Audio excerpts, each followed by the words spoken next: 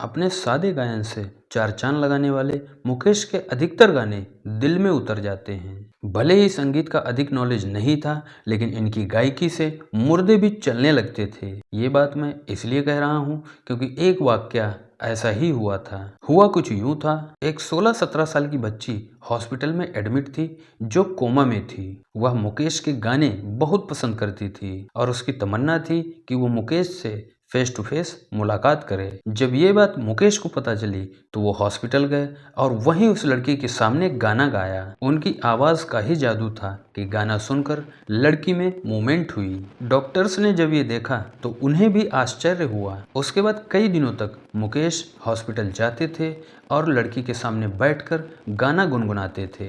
धीरे धीरे लड़की की हालत में सुधार हुआ और वह बिल्कुल ठीक हो गई। ऐसा जादू था मुकेश के गानों में। कहा तो ये भी जाता है कि जिस दिन उनके गाने की रिकॉर्डिंग होती थी उस दिन वे उपवास रखते थे। उनकी सादी गायकी ने ही राज कपूर तक को उनका दीवाना बना दिया था। इसीलिए उन्होंने अपनी आवाज के लिए मुकेश को ही चुना। जैसा कैरेक्टर राज कपूर जीते थे वैसी आवाज मुकेश में ही थी। उनके 99% गाने सदाबहार रहे हैं। उनके मरने के कई साल बाद तक उनके गाने फिल्मों में आते रहे, जबकि उनका रिकॉर्ड किया हुआ आखिरी गाना जिस फिल्म में था वो फिल्म उनके मरने के लगभग 2 साल बाद रिलीज की गई। हालांकि बहुत सी फिल्में ऐसी भी थीं जो उनके मरने के कई साल बाद तक रिलीज की गईं, लेकिन उनके गानों की रिकॉर्डिंग मुकेश ने बहुत पहले ही कर ली थी।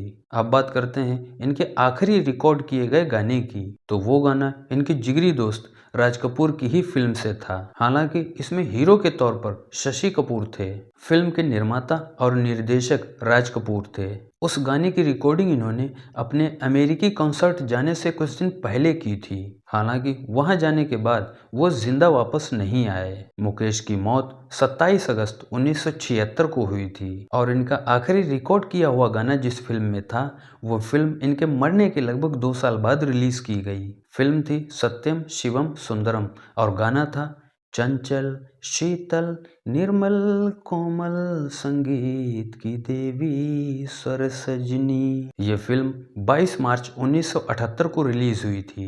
तो दोस्तों आज के लिए इतना ही। मिलते हैं नए वीडियो में कुछ नया लेकर।